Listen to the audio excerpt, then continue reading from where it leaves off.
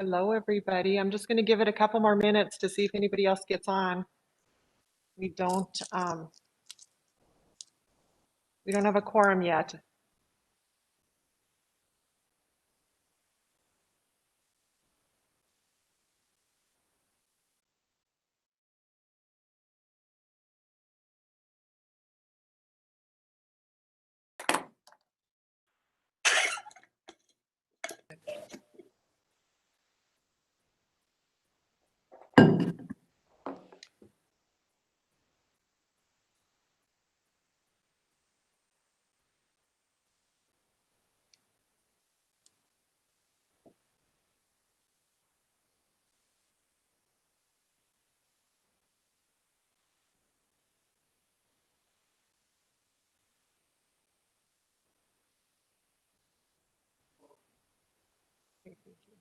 I wanted to let you know Dan Callahan's going to be getting on right now, so you'll be having a quorum.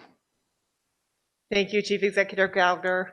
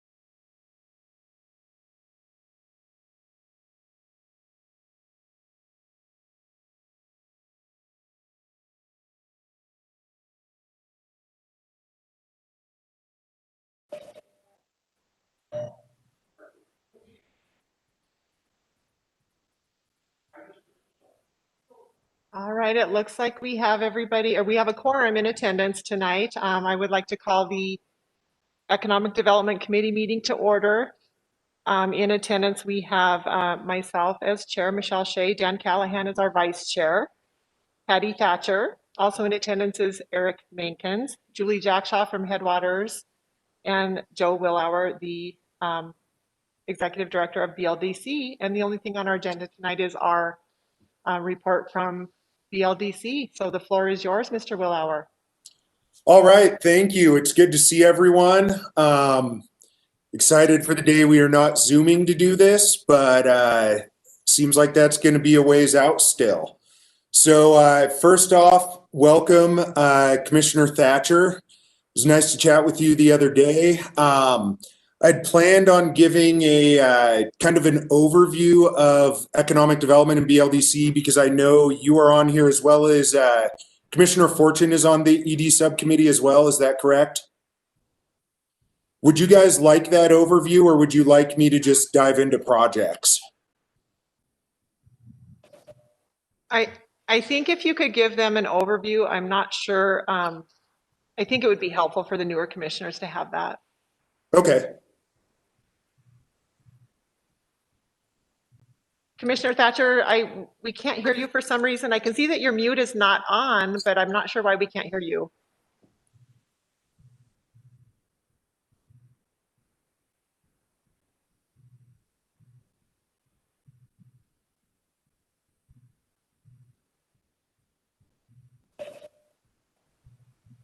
Commissioner Thatcher, Jason's going to send somebody down to check your computer because we can see that you're not muted, but we're not getting any sound from you. So he's going to send somebody down. All right. Sorry, Joe, the floor is yours again.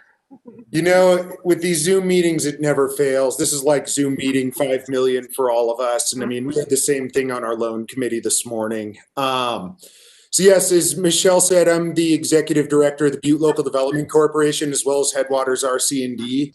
The BLDC is the lead economic development organization for Butte-Silver Bow.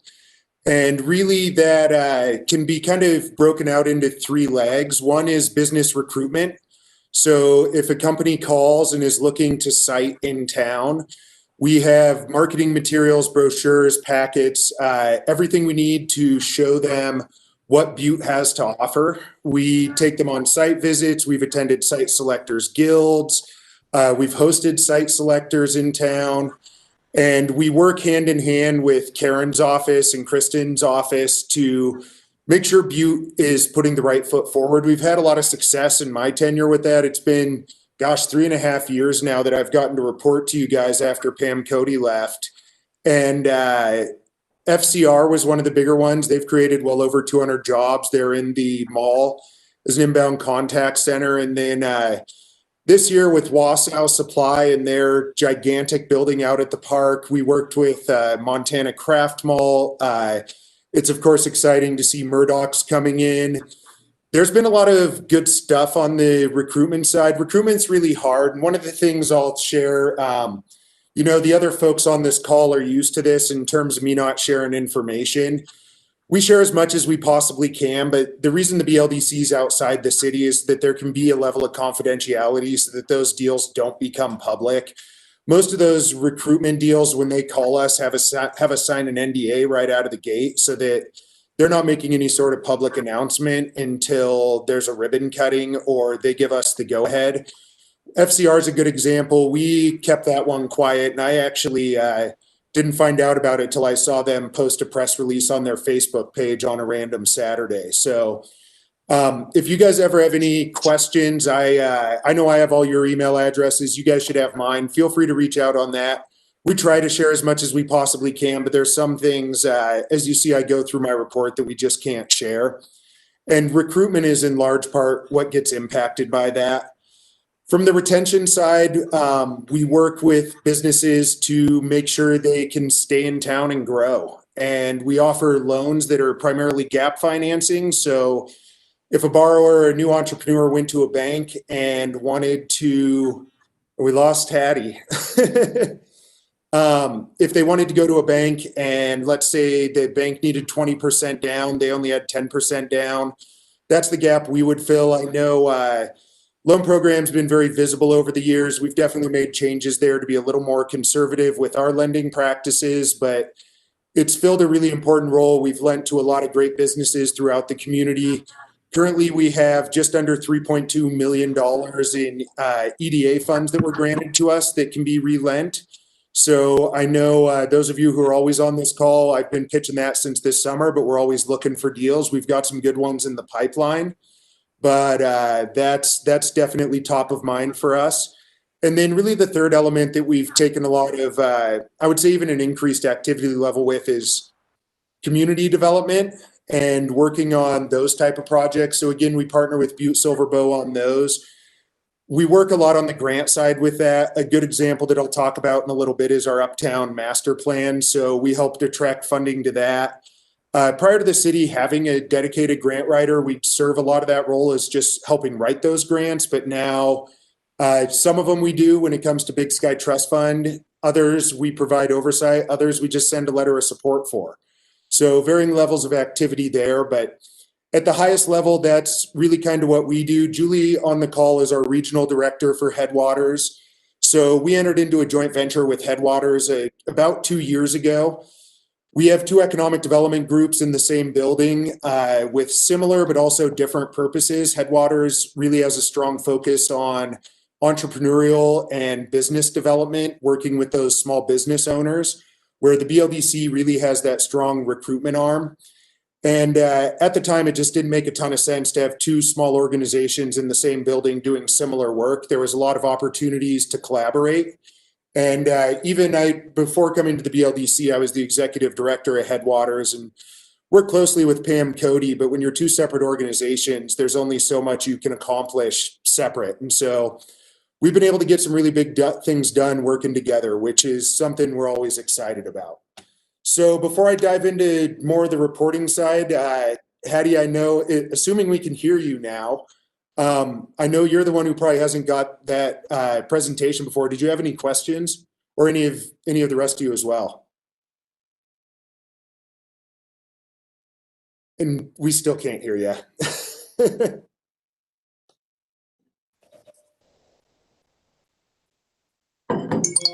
That's all right. If it doesn't get fixed during this, feel free to shoot me an email. So from the report, on the recruitment side, we're continuing to work with two businesses that are looking at the port. One of them I know I've talked to you guys about a lot, small manufacturing business, probably 6 to 8, maybe 10 jobs at the start. I would guess 6 right out of the gate, 10 a year or two from now. We're optimistic that they'll be here within 6 months. They are an in-state relocation. They've kind of formalized their idea at another community in Montana, and they've chosen to site in Butte. They're a younger group. I would assume a lot of it has to do with the affordability. I know from the conversations I've had with them, the community they live in is just so expensive that being able to do a similar project really isn't feasible there. And of course, we've seen that in our housing markets, but we're seeing it on the economic development side too, where we have folks moving to town, starting businesses, and joining Butte, because even with the increases we've seen this year on the housing market, we're still a heck of a lot more affordable than a lot of our neighbors. The other one that we've been working with is the one that I've been talking about that is a little bit larger project, probably in the neighborhood of 50 jobs. We've signed contracts with them to work with MMEC. So Brian Sullivan, that some of you probably know that used to be at REC, is now with MMEC, the Montana Manufacturing Extension Center. He's located in our building, and it's been really good to have him on board. We've done more projects, I would say, in the last 6 months than prior, which helps just having him down the hall to go bug. And then that one, as the feasibility study goes forward, that's probably a 4 to 6 month process. And then I think we'll start to see some sort of decision made on coming to Butte. My perspective with that project is it's not going to be a yes or no to Butte, as in they'll locate at a different community in Montana. It's going to be a yes or no, are we setting up an operation in the country? They are a US-based company, but they currently have 5 manufacturing plants overseas. This would be their first onshoring. They do have some connections in Missoula, but they immediately reached out to us through the Montana World Trade Center to come to Butte. And this is the section that I would love to throw out every last detail of these things, but they're really long-term things. I know Commissioner Callahan, you've been on this committee for a while. A lot of it is, I'm going to share these things. It's going to be shared a lot. And then some of them we get to see come to fruition. Some of them we don't. But it's good to see that level of activity. And I know where we've seen the big improvement has been a lot of the materials that we're able to present to them and just the path we take forward.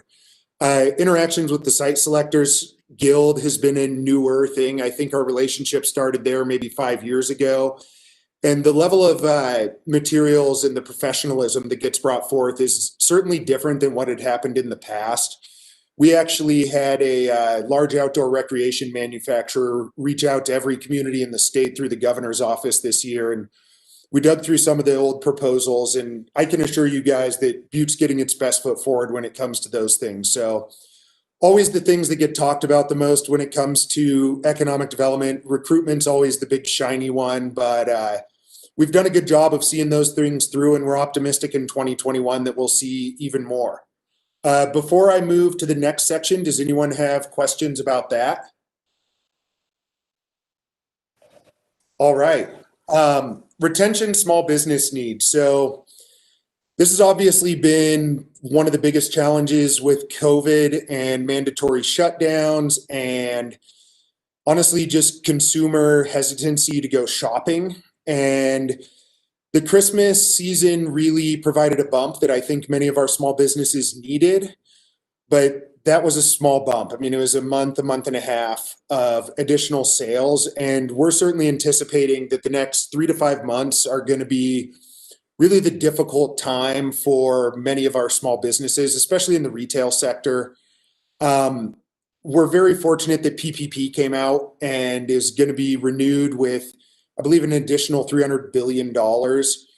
They don't have guidelines out yet in terms of a date when that'll be made available. We're encouraging businesses to start those conversations with their banks now. As we know from the first round, that money went really quickly, but being able to have that level of support is going to help.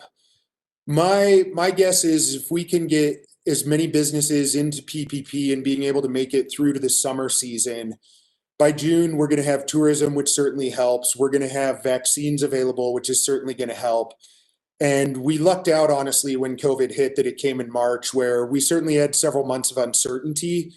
but the tourism season really helped a ton. There were some sectors that definitely lagged, primarily hotels as well as restaurants, but the timing then was good. The fact that it's still happening is really unfortunate. And so we're working with, Senator Tester, Senator Daines, those type of folks to make sure those needs are being heard so that they can tailor those type of programs. If there's another act of CARES funding, we'll be able to get input to them in terms of what those demands are. And that's really another one with Julie's expertise with small businesses. The partnership with Headwaters benefits a lot, where we have 10 folks that can sit down and talk with business owners, make sure resources are available. During the middle of the pandemic, we launched a new website, swmteconomicrecovery.com, so that all the information's in one source. And I don't anticipate this next round of PPP being as overwhelming as the first one, because people understand it now, but there was a while there where it was overwhelming to understand what programs were available. So before I bump down to Uptown redevelopment, does anyone have questions on that one? Joe, can you tell me the website again, please? Yes, swmteconomicrecovery.com. Thank you. And there hasn't been new programming in a while. I mean, that's been the other challenge. The state was allocated $1.25 billion, and I was fortunate to be able to be on the committee that helped decide how that was spent. And those dollars all had to be allocated by December 31st of this year, so they're all gone. They did 3 separate tranches of small business assistance. The first one came out in June. The second one came out in, I want to say, August or September. And then the final one was funds that weren't allocated, and they did an additional round for about $7,500 per business in December. But those are all tapped. I mean, without PPP, we'd be in a much worse situation for our businesses than we are now. All right, Uptown redevelopment. It's kind of overwhelming to list out how many buildings have changed hands in the last, I would say, 3 months. Some very large properties in Uptown have new ownership. We've seen in-state investors from Bozeman, Missoula, buying them and looking at them. We've seen out-of-state investors buying them. There's been a significant amount of activity there. And we're optimistic that we'll see some of those things be transitioned. I mean, I know I've spoken to you guys about this before, but as a community that once had 100,000 people and now has 35,000 people, one of the challenges is just how much we have. And it's really fortunate to be able to have that much access, but it's also difficult, and especially the size of our buildings. When we meet with developers, that can often be the challenge they see is, gosh, this building's enormous. We really want to use the first 2 floors, but there's 3 more on top of that. And I'm optimistic that some of these newer developers certainly have the experience and the capital to take on some of these larger projects. Our office in the Thornton, I mean, you can't walk half a block without walking by a building that's under new ownership. And so it's something certainly in the, 8.5, 9 years I've been working in Butte, that we haven't seen this level of transition with Uptown buildings. And so it's going to be interesting to see how all of it pans out with what redevelopment opportunities come, because there's, as you guys all know, there's incredible buildings and a lot of opportunity. One of the things that goes right along with that is the Uptown Master Plan. And so I mentioned the grant work we do. We wrote a $25,000 Big Sky Trust Fund grant that got awarded last year to go into the $200,000 package to hire a consultant for that. It was a really good collaborative process between the private sector and the public sector to get that Uptown Master Plan done. We're certainly excited to see it. We're sitting on the steering committee. We're meeting every other week on it. So if you guys ever have any questions about where that's at in the process, we're always happy to talk about it. And what that'll really do is help provide guidance on what these redevelopment projects look like. As we see this type of money pour into Uptown, being able to have a plan for the public infrastructure, the private infrastructure, and what we want the future of Uptown to look like is certainly something we support. And so it would have been nice to have it done a year ago, where this development's coming now, but unless you guys have a crystal ball that I don't, no one saw COVID coming. And so it's where we're at now, but we're excited to see that move forward. And then One of the programs we have in a coordinated grant with Headwaters is brownfields, and many of our uptown buildings, of course, have asbestos, lead-based paint, petroleum releases if you look at the Galena corridor. And we have funding to pay for phase 1 and phase 2 environmental assessments. And so we actually have a project in Uptown that, Julie, if you'd like to talk about the Dairy Queen project and how that worked with brownfields. I don't know that you could find a more model project for the brownfields program. So Julie, I'll hand the digital mic over to you for that one. Thanks, Joe.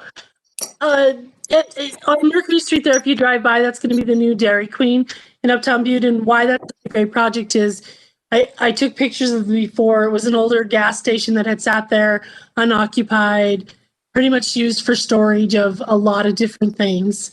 And we were able to work with the redeveloper and his team to go in and provide the assessment money to see what materials were there, how bad the damage was to the property, and what was going to be needed to clean it up. And what came out of that was that there wasn't a lot of leakage. It was pretty clean, I guess is the best way to say it. So they were able to move forward with the process and tear the building down, remove the asbestos, take the contamination away. They did do a few dig sites to just make sure where the oil went to and all of that, but it was super exciting to see it come.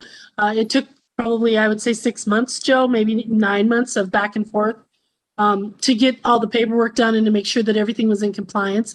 It's a great tool to utilize. We were able to utilize it as well on the YMCA building in Uptown Butte, which was great for folks that, were trying to redevelop that property too. They could understand what was there and what they were dealing with when they bought the property. We continue to see people reach out for that kind of information. So if you want more additional information on Brownsfield, how to access it, or what the parameters are, please reach out to us. Butte-Silver Bow has been great because with the mine contamination, it's the first time that it overlaps with a community like Butte. We were able to get the brownfield funding here. And so part of it is working with the county to make sure that what is mine waste is not touched by the brownfield side of things and vice versa. So Butte-Silver Bow has been great working with us to make sure that we follow those guidelines, as well as DEQ and the Montana DEQs. So let me know if you have questions, if you have people that want more information. We have a great brochure that we put together, sent out to you, and we still have funding available. So we'd like to utilize that and then apply for funding to share. Yes. So, Chairwoman Shea, I have a question for either Joe or Julie on that. I was just curious on with the Colonial building, if it's went through that brownfield, has it went through that phase 1 or phase 2? It is not. There's definitely damage, and I think there's probably potential for it. The way the program works is you have to have a buyer that's willing to sign with us and say they're interested in purchasing the building. It doesn't hold them to say, yes, you have to buy it, because that's really the point of the brownfields program is, let's say you wanted to buy the Colonial, we could go do that assessment, give it to you, and you say, holy cow, it'd be $1 million to clean this thing up, I'm out. But we haven't had someone express that level of interest in it yet.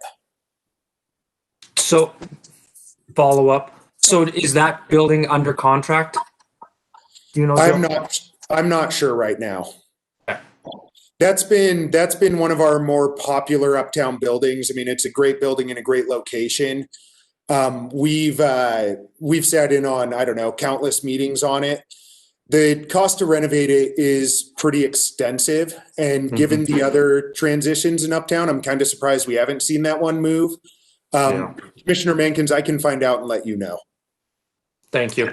And I would just add that in a conversation that I had, I don't know that they've hired someone to do a phase 1 and phase 2, but the belief is that it's been stripped inside, so there isn't a lot of contamination still left there, that if there were things maybe came from the fire that happened, but that they're not really worried about the other things.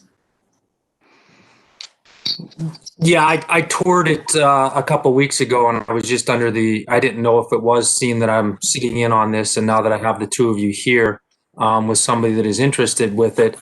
So I just wanted to just find out a little bit more. So it'd be nice to have that brochure from you, Julie and Joe, if anything at this time that was, at that time it wasn't under contract, but just some more information. Absolutely. All right. Any other Uptown questions? Oh, I think we can hear you now, Commissioner Thatcher. Okay, can you hear me? Yes. Okay, perfect. They just asked me to tap the microphone, so I just wanted to make sure. Yes, we're good.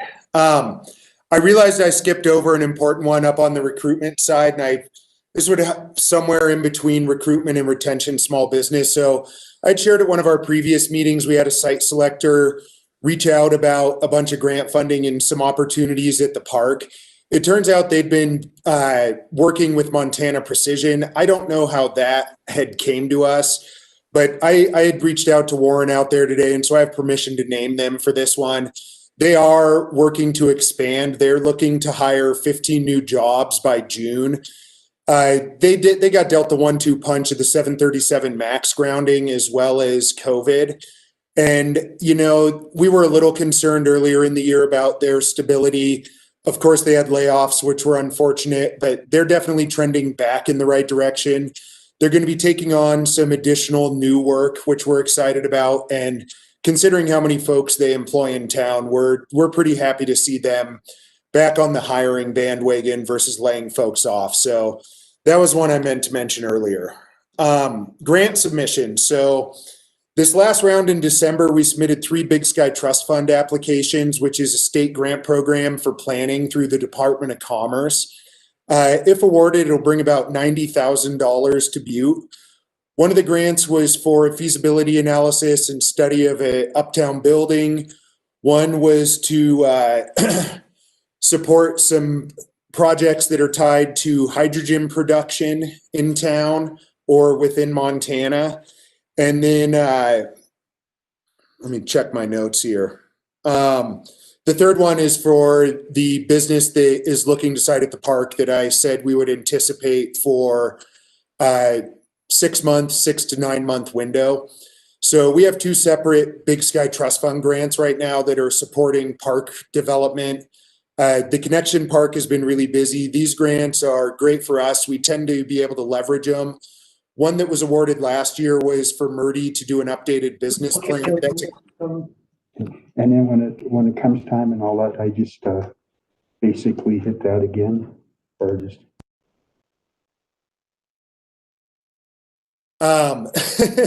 Sorry, that threw me from my train of thought. It's a good program. We've been able to leverage them a lot. We've had several that have gone and matched against federal dollars. The one for Murdy's matched against federal as well as URA dollars. And we've been able to leverage that program a ton. This year, through all the Big Sky Trust Fund grants, if these new ones are awarded, it'll put us at over $300,000 just in fiscal year 2020 that's came into the Butte community. So we're excited to see those, and hopefully with the legislative session coming out, there won't be any changes to that program. In terms of grants, do you guys have any questions on that? All right, film. So worst kept secret, we got filmed a lot this winter. It's exciting to see. It's going to be pretty big productions. I know Karen's been working on the film permit, which is something we're excited about. From our office's side, we've spent a lot of time interfacing with the tourism or the film office, as well as the chamber, as well as other entities that get tied to them to really make sure they have the connections to get things done. Sometimes that might just be an introduction to Karen to help get the permitting side done. Other times it's been introductions to restaurants and hotels. Honestly, filming couldn't have came in a better year for us. I think it was twofold that we saw so much of it. One was the new film tax credit that was passed in the 2019 legislative session. That put us on the map in a hurry. And then our ability to stay safe during COVID. I mean, we had very low rates for a very long time. Even at this point, Butte's done a fantastic job compared to other parts of our state at, you know, staying home, wearing masks and keeping things under control. And so The film industry has brought a lot of money in. It's definitely more on the economic activity side versus the economic development side. But in terms of timing, I mean, our hotels and restaurants had it as bad as any industry this year. And I know there was times we had folks that were coming through town that wanted to get a hotel room at the Copper King, and they were fully booked. And I don't imagine any of our local hotels at any point this year could have said, yeah, we were fully booked this year on many days. So it provided a boost to some of our important tourism industries that really, really struggled this year. And so we're excited to see them. I know some local folks have been in them as extras, so we're going to have a great opportunity to see a bunch of Butte people in them. And yeah, really good timing for us. The last one I had, and then I actually had one more, I will talk about the legislative session with you guys because that's something we get involved with pretty regularly. It's only week 2, so not too much to report out, but air service. I know at our last meeting, that's one we discussed a lot, and the addition of a flight to town. We still have yet to receive a contract from the airline we've been working with. They've been communicating directly with Stephanie. Stephanie and I talk on a nearly daily basis, and she pings them about once every other week. As soon as we hear something back, you guys will be the first to know, even if it's not at the level of who and where. It'll at least be, yeah, we have a contract. We're starting to analyze these options and begin to look at it. It's getting late enough in the year now where we'd definitely like to see a seasonal summer flight. When you do those new flights, one of the things you really want to do is not only market locally. I don't think we'll have any problem convincing folks in town to take an additional flight to a new location, but it's the other end of that flight that you really want to do some heavy marketing in. And make sure that you have billboards and targeted social and all those things that are promoting the new flight to come to Butte versus just to fly away from town. So from our side, you know, we would have loved to have seen it in December. The holdups on the airline, it's nothing on our end. And as soon as that becomes available, you guys will know the state still has a grant program that will help with that marketing on the other end of the flight. So we'd utilize those dollars right away. We'd also be coordinating with the chamber and the TBID to make sure it gets promoted, because we want to make sure that if we do bring a new flight in, it's successful and that minimum revenue guarantee doesn't have to be spent. So I know at our last meeting, that was a big discussion item. Do you guys have questions on that one before I move on to legislative session and then open it up for general questions?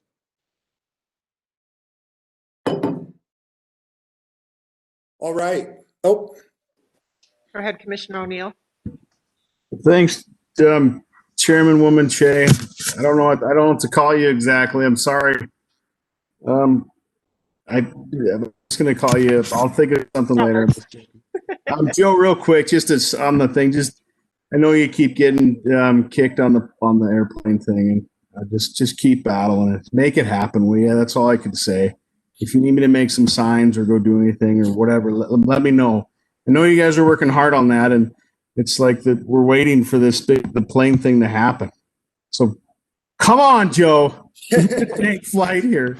All right, thanks. Well, you know, Commissioner O'Neill, I appreciate the enthusiasm and I agree. The hard part is done.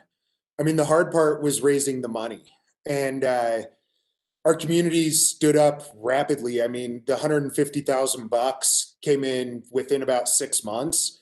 And so that was the big challenge, is, okay, learning what a minimum revenue guarantee does, because Butte's never taken this on before, and then doing the fundraising effort. That was the work. Now it's, you know, really kind of waiting on airlines to get back for us. And we have a little bit of control over it to just continuously reach out to them and make sure we're on their radar. But it's not something that we have near as much control over as we did the fundraising arm, or honestly the education arm, because it's so new.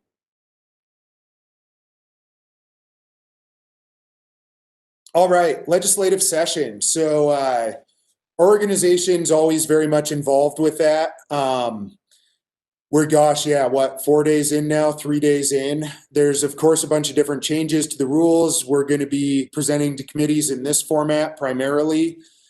There's a handful of bills that definitely impact economic development. We're seeing a lot of bills that are looking at broadband, which is good. We've been engaged with a lot of different broadband talks in town and making sure we get as much high-speed internet as we can to people. We were named a Zoomtown this year in Forbes, which is super exciting. But additionally, we need to be able to back that up by having high-speed internet a lot of places. And so those are some of the bills I definitely anticipate us coming out in support of. There's some brownfields legislation to help set up a revolving loan fund. We wrote, and unfortunately were not awarded, a brownfields revolving loan fund last year. It's an ultra competitive grant. They give out one in Region 8, which is 6 or 7 states, starting in Colorado and ending with us and kind of bumping out to the sides. Unfortunately, it's a 2-year cycle, so there's some legislation there. There's legislation for water that would impact the potential Mitsubishi project. So that's one we will, of course, stand up in support of. And anything that has to do with hydrogen energy, we will be behind 100%. There's a handful of random economic development bills that are going to be interesting to see. Many of them are in the bill draft phase, so we don't have access to full drafts yet. Those are some we're definitely keeping an eye on. And with the new administration and COVID, it's certainly going to be a legislative session that none of us have seen before. From your guys' side, if there's any sort of bill that you think is related to economic development that you'd like additional information on, or think it's one we should be supporting, we're involved with META. I'm actually the vice president of META. It's the Montana Economic Developers Association. It's the statewide economic development group. We have a Wednesday 7 a.m. call every week tracking those bills. So we tend to have a pretty good handle on what's going on in Helena. And so if you see those things pop up, please don't hesitate to reach out. So questions about legislative things? I know it's early. By the 3 weeks from now, I'll have more to report back on that. Does anybody have any questions for Mr. Willauer? Joe, you answered all the questions. Oh, Commissioner Callahan has a question. No, he was just waving. Just waving to Chairman Shaw. I'm sorry. Thanks. Well, now you have to ask a question. You're obligated. I guess I can ask Chairman Shaw if she's excited.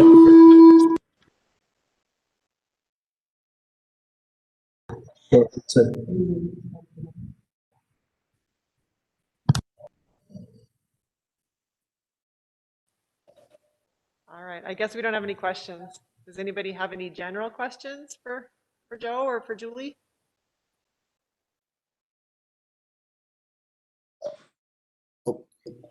Commissioner O'Neill, go ahead. Thanks, Chairman Shea. Chairwoman Shea, see, I did it again. My apologies. I just want to, honestly, God, just you guys keep up the good work. Keep battling, keep moving forward. Whatever, I know that you guys, all the stuff you guys are doing, it's all stuff that, I don't know if anybody tells you good job, but keep it going. Keep it. I think you guys are doing a great job. If anybody tells you different, just know you have at least one fan. Josh O'Neill's your fan. Keep it going, and I probably do appreciate it. So keep it up, keep battling. We're gonna get the airport. We're gonna get all this stuff rolling. It's gonna happen. Montana, we're heading in the right direction. I'm telling you, it feels good. So that's my pep talk. I'm in a good mood tonight. So thank you guys. Keep it up. Thank you, Commissioner O'Neill. We certainly appreciate the kind words. And this year's been crazy, but it's also a heck of a lot of fun. And our team wouldn't be doing it if it wasn't otherwise. And it's nice when you get to see things that do come to fruition. And I mean, yeah, I've said it to those of you who have been on the call before, go drive through the Connections Park and take a look at what's out there and see if you can find an aerial photo from 3 years ago. I mean, there's, 300,000 square feet of building that wasn't there 3 years ago. Uptown businesses. Our loan officer and I had lunch pre-pandemic, and 7 new restaurants in the last 7 years that have set up shop and more coming. I agree with you on the projection. Good things are on the horizon, and it's been fun for us because there's so much excitement and so many good things going on. The other one I should have mentioned that I'm actually impressed none of you guys have asked me, because it's always someone asks about, is Praxis. And Commissioner Callahan, I thought for sure that's what your hand was raised for. I talked to Ray right around Christmas. Things are definitely moving forward still. He's making progress. He's still looking at the fundraising side, but in no way, shape, or form have things gone backwards. I called him today knowing I was going to be seeing you guys so I could give you an up to the minute date, and unfortunately wasn't able to get a hold of him. But from the last conversation I had about 2.5 weeks ago, he's definitely still moving forward, making progress, and we're certainly still optimistic to have a new neighbor down the block from the Thornton. Very good, Joe and Julie. Thank you for attending tonight. Does anybody else have anything to add or any other questions, comments? Chairperson Shay, I just wanted to mention to all of you that this weekend, January 10th, we go live with the Butte Food Co-op. And so we need everybody to sign up for their stocked subscription with us. You don't have to give us your money, but we do need folks to sign up for that. It's the go, no go for us. So if we meet our goal, we're going to move forward with, trying to do the Butte Food Co-op here in town. You can go to buttefoodcoop.wordpress.com. That's where the link will be. If you need a paper form, just reach out to me, or you can email us at buttefoodcoop@gmail.com. We'll make sure that you get a paper form, but we're really excited. I mean, we're hoping to get the 250 on Sunday and then just keep building from there. So it's a $50 membership, one member, one vote. And for a senior citizen, it's $40. For a student, it's $30. So please tell your friends, tell your family. We hope to see you on the 10th. Thank you for sharing that. That's good stuff. I appreciate that. We're really excited. Hopefully it'll happen. Woo! Yeah, great. Go ahead, Joe.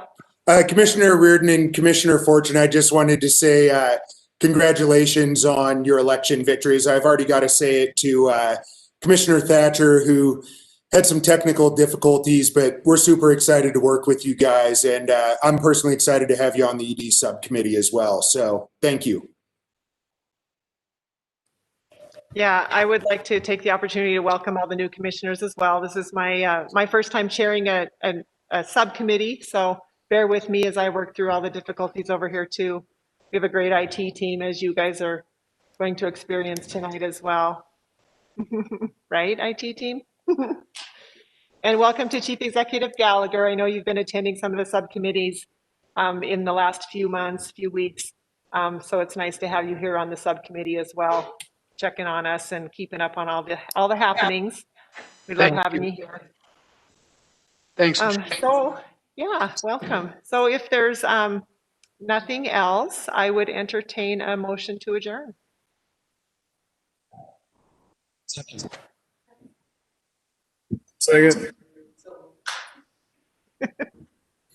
All right, everyone, we are adjourned. Thank you. Thanks, everybody. Everybody Thank have a you. great night. See y'all in a little while. Thanks so much. See you guys later.